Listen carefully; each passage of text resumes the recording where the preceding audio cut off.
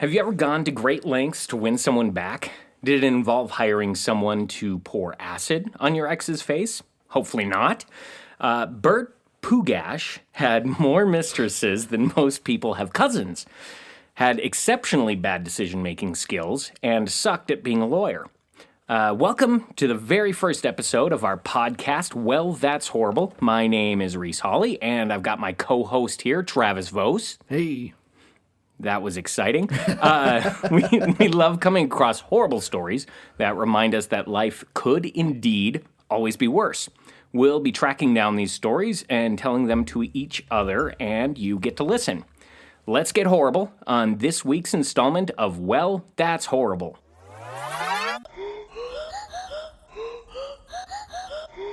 Well, that's horrible.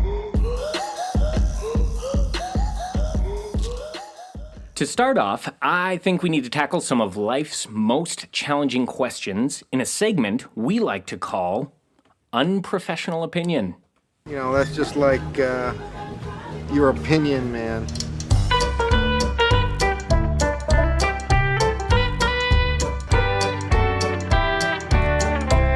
Unprofessional Opinion. All right, are you ready for the question? I'm ready. Okay. What is one article of clothing that someone could wear that would make you walk out on a date with them? Ooh. I mean, you gotta go with gimp mask. Like someone who just shows up first date, just rocking a gimp mask. Just the mask? Are they wearing any other clothing other than that? I mean, if we're thinking like full Pulp Fiction. Okay. Like, Yep. Yeah. Like just full bowl. It's tough to have a conversation. Like, is this at a nice restaurant? You're walking in for like a very delicious steak dinner and this person's just in a gimp mask? Oh, yeah. I mean, then to be fair, I mean, that person might be me. So. I mean, on the upside, if you're paying for dinner, chances are they won't be able to eat much. So really, you're probably going to have a pretty low bill at the end of the night. I mean, unless you go to a hot dog restaurant. I mean, then you just... Just fit it right through the zipper. Slide it through. We were just talking about one of the gimp masks with just the hole. Right. I mean, you know what the hole's for, but just the hole in the mask. It's for hot dogs, Travis. For hot dogs. For hot dogs. And you just slowly slide the hot dog through the gimp mask. See, I mean, that actually... I think I'm talking myself into it. Into getting the gimp mask? I mean... Just to eat hot dogs? I think that's my new dream first date. So, I mean, I think I just awoke something within myself. You're going to have some really weird Google searches after this. Mine was like a combination. I know that I said just one item, but for me, it would be like full My Little Pony cosplay and also holding a handgun and also doing that really fast knee bounce thing that, you know, people do when they're nervous. Just that on top of the gun, on top of the My Little Pony. I feel like maybe the My Little Pony person is just a match made in heaven with your gimp mask person, and they could just go to fancy dinners and Comic-Cons all over the place. I mean, I feel like you just described the next mass shooter. I mean, you throw some far-right ideology in there. Just complicates everything. Absolutely, some incel. All right, so you know what, Travis? I think it's about time we tell a terrible story. Are you ready? Oh, I'm so ready. Okay. All aboard!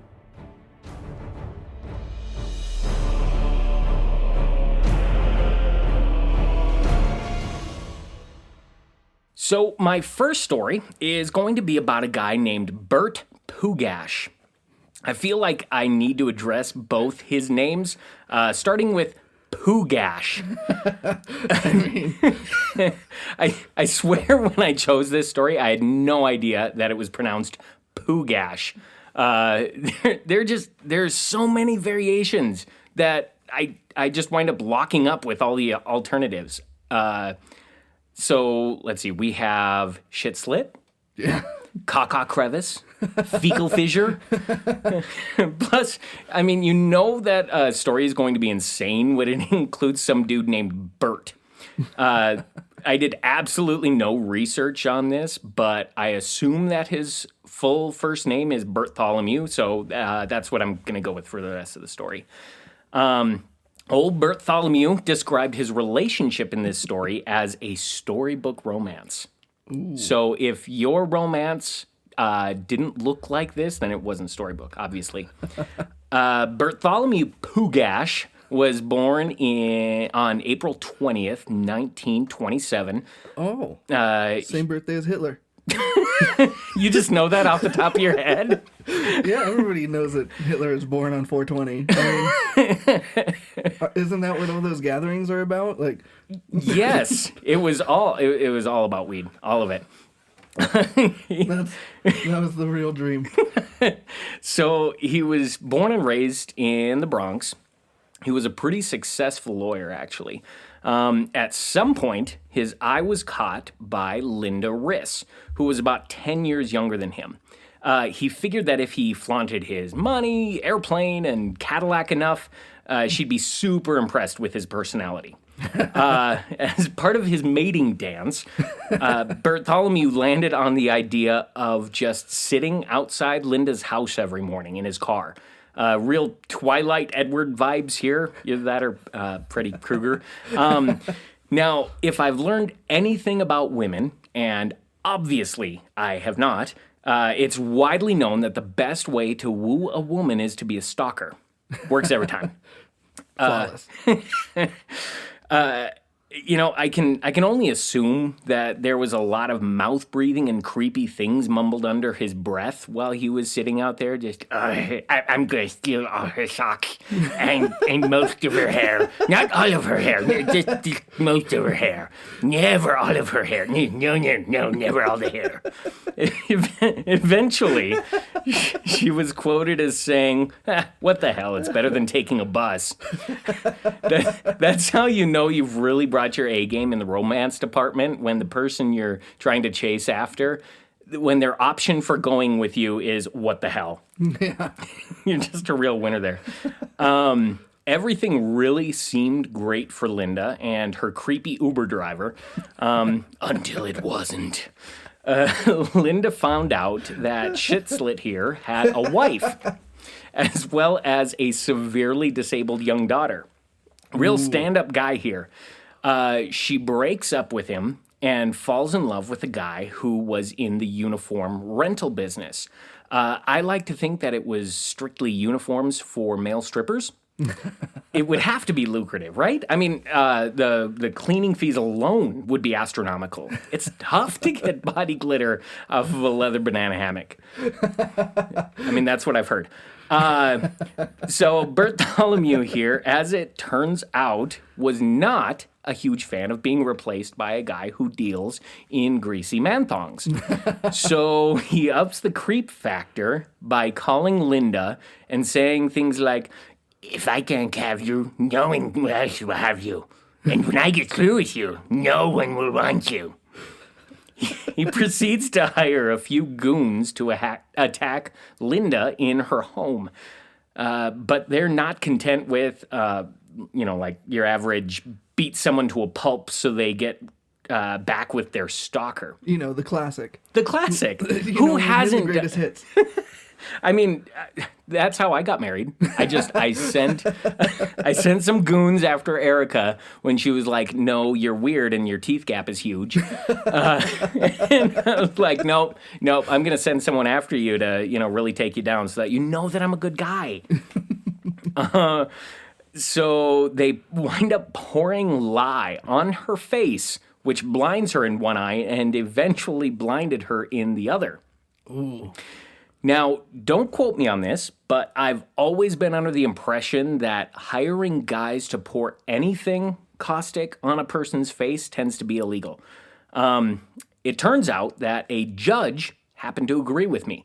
So Caca Crevice gets sentenced to 14 years in prison. Makes sense, right? What doesn't make sense is that after he gets out, he gets married to Linda.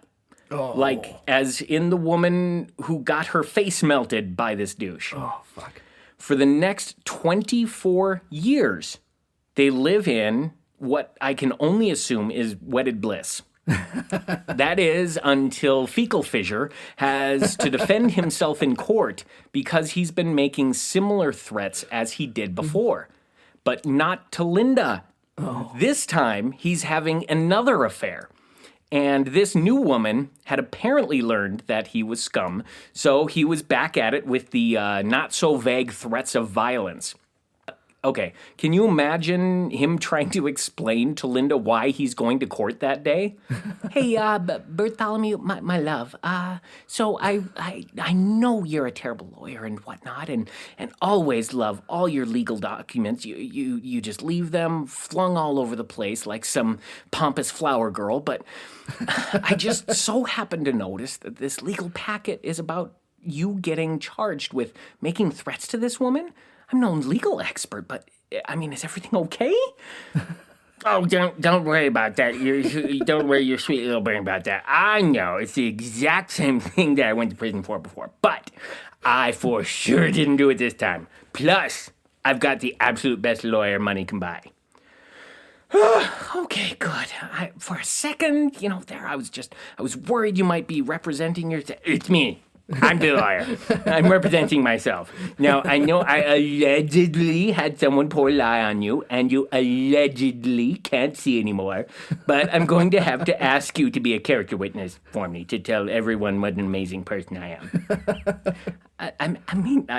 I guess I can, but you did actually. And second, I'm also going to be having one of my other mistresses be a character witness as well. I kid you not. He had his wife and his mistress as character witnesses. He's got brass cojones. Oh, good Lord. I know. So the line between genius and insanity can get pretty blurry, but I feel like Bartholomew either has a couple boulders for balls rolling around in his pants, or he's just lost his mind. Possibly both. So anyway, he winds up actually beating the bigger charges and getting off. I mean, I think he's been getting off on this whole thing. I think he has a problem with. I mean, just moving from person to person. Okay, she couldn't have been surprised. He cheated on his first wife with her, and then cheated on her with other people like this. This did not come out of left field. So, even with all that, they were married for almost 40 years. Oh, Jesus. He was quoted as saying, "A day after I did it, I regretted what I did." Oh, excuse me, I didn't do the Bartholomew voice here. "A day after I did it, I regretted what I did. If I could undo that, I would." Blinding your wife? Blinding your wife. Do you think the guy who decided to smoke a bowl on top of the Hindenburg thought the same thing? Just, bruh, all I wanted to do is climb up on top of this big balloon and smoke a bowl. Oh, shit! but don't worry, guys. Don't you worry. Pugach said he regretted it, so we're all good. That's nuts. The story gets weirder. Oh, no. Linda passed away a few years before Pugach did, and now the woman who was taking care of him in his last few years is claiming that he left his $15 million to her and her friends. She did absolutely everything for him, and he even referred to her as Mommy. Oh. Uh-huh. Yeah. Mommy. I mean, sure, it's fine when some old dude calls his nurse Mommy, but when I call my proctologist Daddy, suddenly I have to leave, and I'm not supposed to request prostate exams at Great Clips. And I didn't put this in my notes, but I forgot to mention, too, that so his nurse's husband came out as gay during this too. Like, she divorced him, but they were still kind of together, as she was saying that she was supposed to get the $15 million from Burt. So just a whole cluster, start to finish. That's some like Tiger King level debauchery. It really is. It really is. How did he get $15 million? How good of a lawyer was he? Apparently, he was pretty decent at it. I mean, if you can convince your wife and your mistress to be character witnesses for you, with someone else charging you with doing the exact same thing you went to prison for, I feel like he must have been convincing. But this dude did not look like a charmer at all. At all. I don't know how he pulled it off. It was maybe just money. Who knows? I mean, it is money. Like, let's be real. It's true. That's the reason why Linda got with him. It was money. It's the only thing that makes sense. I bet this dude comes from money too. I mean, he has that like nepotism. Like, He just, well, I mean, he grew up in the Bronx, though. I mean, Maybe. He might have true. come from money. Who knows? yeah. You have to do more research for that. I don't know these things. So, tell me, have you ever done something that you instantly regretted? Oh, Much yeah. like Burt here. Instantly regretted having lye poured on his future wife's face. I don't know how like Burt it was. No. So I was about 15 and I was hanging out with a bunch of my friends. And this was like height of MySpace. And I was on MySpace. I didn't want to give up my seat. 'Cause, Okay. you had to monopolize it. Right. Everybody was you only had one computer between your 7 friends. So everybody had to go to the one spot. Wait, you had 7 friends? What was that like? I mean, it was, yeah. I was homeschooled, so I had my sister and my mom. Those were my best friends. And those were also your exes in high school. They were. Life was complicated. So I'm like monopolizing MySpace at this time. I'm like, don't touch the computer. Right. I'm going to be right back. I had to go do a chore for my dad or something. And I walk away, and then somebody else had showed up, and all my other friends were like, yeah, go ahead, use it.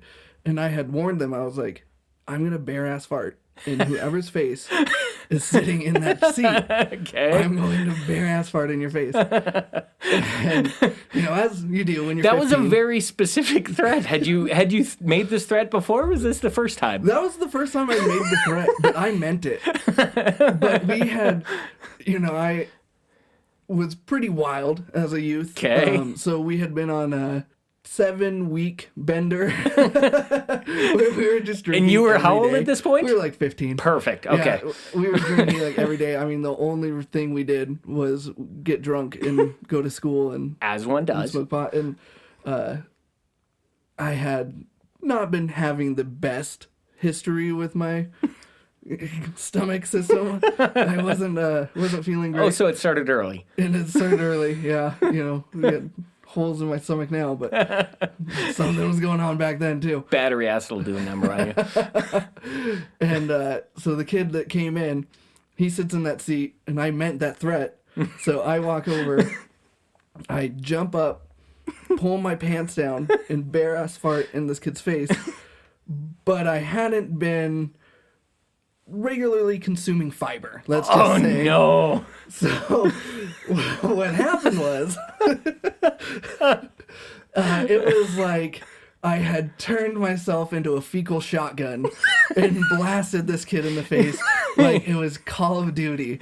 Like, just... It was like firing chocolate pudding out of a potato launcher. Yeah, exactly. That's exactly what it was like. Just everywhere. And immediately, I had to either decide if I'm going to just die of shame or just own it. So I just owned it. And I was like, yeah, that's what you get.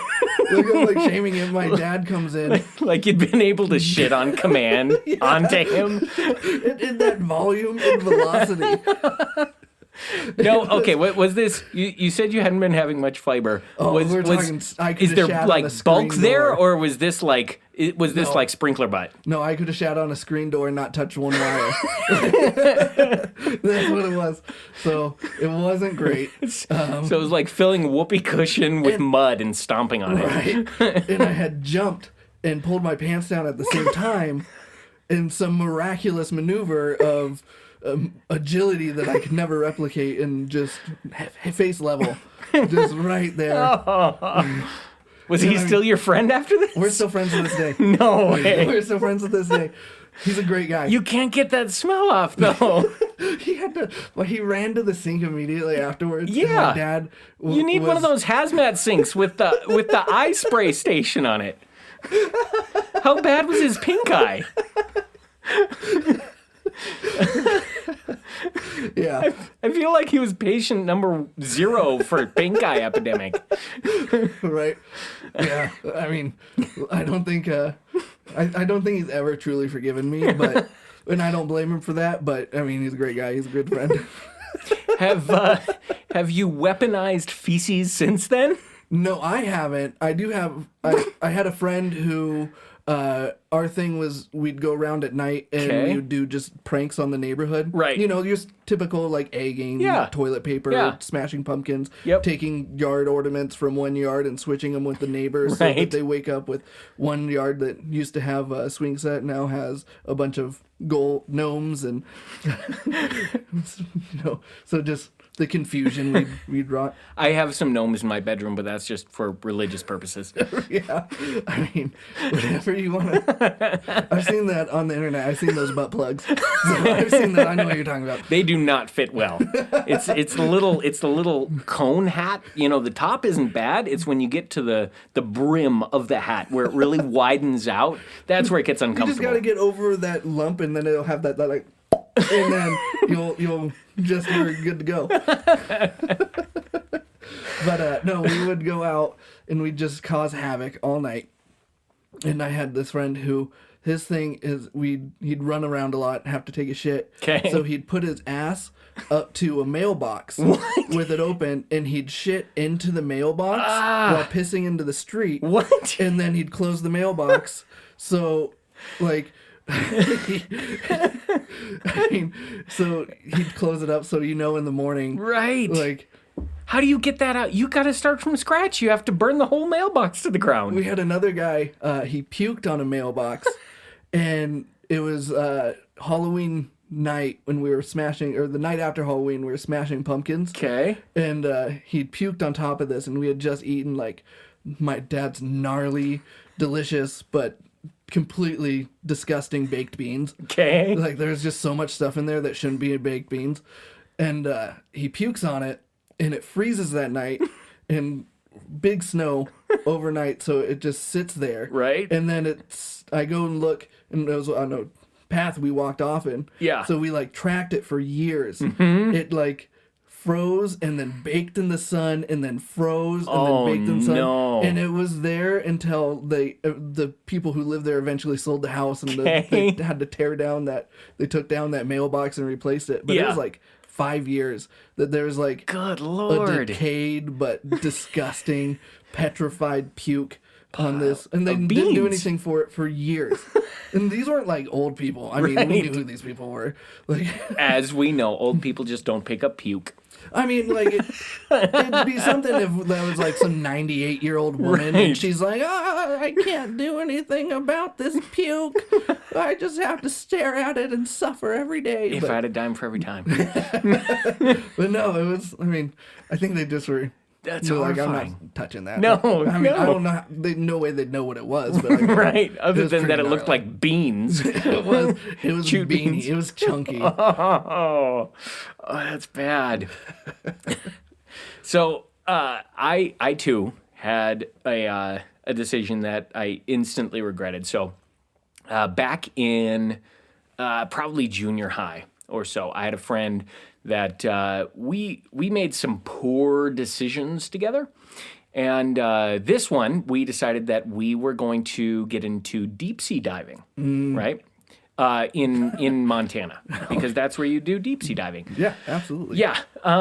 So we got I had a snorkel. I pulled the mouthpiece off of it, and then I attached it to a garden hose, and I used a hose clamp because I am professional as fuck. And so I clamped the mouthpiece to the hose, and we had a trough next to our house that caught rainwater, which I have now discovered was probably illegal, but we're going to keep that on the down low. So we decided to test the deep sea diving equipment in this trough. That was like a 50-gallon trough. So we jump into it and realize that the water pressure is too much to be able to take a breath in underwater, right? So we also go and get a bike pump, but this is, no ordinary dollar store bike pump because you can buy bike pumps at the dollar store. This is one of those big ones where when you pull or push on the plunger, it pushes air out. So constant airflow, right? Nice. We're thinking this through. I mean, you got the physics. Right. We're not dumb. So we attached that. I think we duct taped it to the other end of the hose. And engineer, MIT. Right. That's how they got the spaceship to the Mars is duct tape the whole way. Spaceship to the Mars? Spaceship to Mars. I couldn't think of. Did you read about that on the line? I couldn't think of the word curiosity. The Curiosity rover to Mars. It's fine. Clearly, you also went to MIT. So we took it out to a local lake. It's called Lake Elmo. And it is about a quarter mile across, about 25 feet at its deepest point, right? So we get about 75 feet of hose because you never know how far you're going to walk. Who took you to this lake? That would be my mom. So she drove you to the lake. My mother, yes. She drove us to the lake. This is a She was test. crossing her fingers. She's like, really that's one less mouth to feed. Funny story, actually. So I'm my parents' only biological kid. They had me, and then they adopted my older sister, and then my younger sister. So clearly they had me, and they were like, "Oh hell no! This is what our genes make. This is an abomination. Like, let's just see if he offs himself by accident." You're like the reverse of Gabe from Silicon Valley when he meets his biological parents and they just fucking like, yeah. We Just decided to get rid of him for adoption. Right. 3 was too many, and then we decided we regretted it, so we went and had another one and named him Sune. That's exactly like it. Yeah, That's the reverse. They made you sit around and watch. right. Just told you every day. Like, But you're see, our least favorite child. This is a testament, though, to the type of person I was as a child and probably still am, because my friend and I, we had a 75-foot chunk of garden hose, a bike pump, a mouthpiece from a snorkel, and we also grabbed my sister's 2-man inflatable raft. Oh. So all of these things we loaded up into the trunk, not a single question from my mom, not one. So she drives us out to Lake Elmo here, and we pump up the raft, we ride out, and I'm still not sure if I really wanted to go first or if my friend just tricked me into going first, but either way, I tried sinking, and I forgot to mention this, but I tried sinking underwater, and I couldn't. I was too buoyant. So were you a chubby little teenager? Is that what's going on? I wasn't, surprisingly. I mean, I am now. Oh, I float so well. I don't even touch the water. I just float near the water. It's hydroplaning, but not moving. So I got a backpack and filled it with rocks because that makes sense. So smart. Filled it with rocks, and it had that lap belt on it, and it had a buckle, but that buckle had broken. So I thought, well, I don't want this falling off. So I double knotted that sucker around my waist. Just really cinched it down. You know, you don't want any mechanical failures on this Did trip. your friend talk you into doing that too? Like, I don't remember. It's possible. Maybe he was trying to off me. it sounds like he was trying to adopt you. And so we go out into the middle of the lake. I tie the backpack on, and and drop backwards over the side of the boat because, again, professional as fuck. And You saw it on Discovery Channel. I That's did. How they, on Shark Week, that's how they jump into the water. They're That real was- sharks. I was like, oh, how's that again? oh. Okay. I assume that's the sound you made. That is the. I mean, that's the sound that I make while eating usually, but I thought that was your vinegar strokes.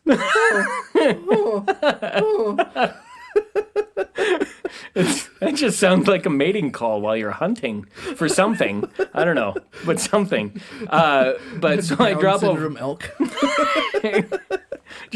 just really demented elk. Yeah.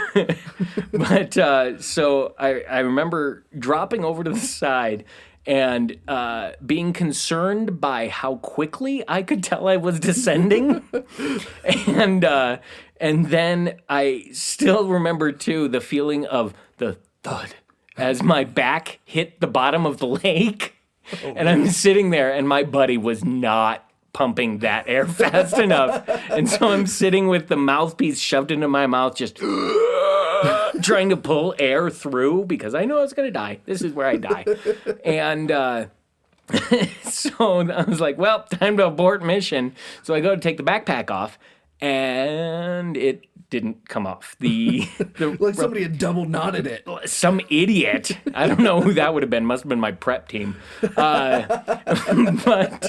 So I wound up actually wriggling out of it and leaving the backpack on the bottom of the lake. So if they ever empty that lake, along with the corpses of other people that have died on the bottom of the lake, they All will. the little kids just attached to backpacks, No, floating there, their little arms just suspended trying to chase after people. from other homeschooled parents who had enough because they couldn't send their kids to school to get a break. They're like, oh, no, this is the only way I'm getting freedom. Here, Timmy, here's a backpack with rocks. That kid seemed to have success. It's like the reverse of Christmas Story. Like little kid trying to hint at what he wants for Christmas. They're like, "Who watches this video? Oh, this seems like a good idea. Oh, this seems like something fun." Did you know you can tie bricks to your feet? Huh? They're telling you in-depth history of the mob. Yeah. So I very much instantly regretted that. You know what? I'm thinking that we should probably go happy. Are you ready? I'm ready. Good news, everyone! Well, that's not so horrible. So there's this plastic surgeon from India. Okay. And he started this foundation where he goes around and he helps children that were born with cleft palates. Okay. And a cleft palate is where the bones don't fuse together. Got it. Correctly, like right in the middle. Seems like eating ice cream would be horrible. Dude, so bad. I mean, yeah. I got that image now playing in my brain. But, You're welcome. But he sets up this foundation and he starts training a bunch of other surgeons on how to repair cleft palates. Okay. And he does 37,000 surgeries for free. He flies these kids in, sets them up, completely takes care of their whole family while Really? they're getting their surgery. And Yeah. did you? Where is he based out of? He's out of India. Oh, that's right. You did say that. Yeah, and for some reason, there's a higher percentage of birth deformities in India. Really? So it's more common. I mean, it's obviously not super common. Right. But they also have so many people. I was Yeah. looking at that today. The difference between USA and India. 'Kay. Like, there's 1 billion more people in India than the USA. There's, Well, luckily, India's larger than the U.S., so Right. there's plenty of room. there's so much room for them. So much. They just such wide streets. Yeah. It's so good. It's just all spread out. Everyone gets several acres of land. It's great. I mean, they do have a really big statue. I mean, they do have that. so they've got that going for infrastructure. them, which is nice. Not enough public bathrooms, but they got a real big statue. Silver linings. Silver linings. I mean, the people, as they're having to shit on the beach, they can look at it, Right. you know. It's a beautiful statue. I mean, for the rich people in India, like, that's great for them. They have everything they want. You know, as long as they don't turn to the left and see just the complete poverty line. Like, that's it. That is Right. the poverty line. It's right there. In the slums. The key is just to not look down. Yeah. Then you might see the people you're stepping on. Oh, deep. Yeah, deep. Going political. Well, that wraps up the very first episode of Well, That's Horrible. Okay, side note, I wrote, well, that's terrible here. I got the name of our podcast wrong in the script. That takes an extra special level of skill there. WTT. WTH. So please like, subscribe, and rate on whatever podcast platform you use. That really helps us to move up the charts so we can get seen and we can keep coming out with these horrible stories for you. As we gain listeners, we'll be adding a segment where we tell stories from our listeners that are horrible. You can send those stories into info@wellthat'shorrible.com. Or hit us up on our socials. We're under Well, That's Horrible on all social platforms. We'd love to hear from you. So stay safe out there and always remember to make the world a little less horrible. Well, that's horrible.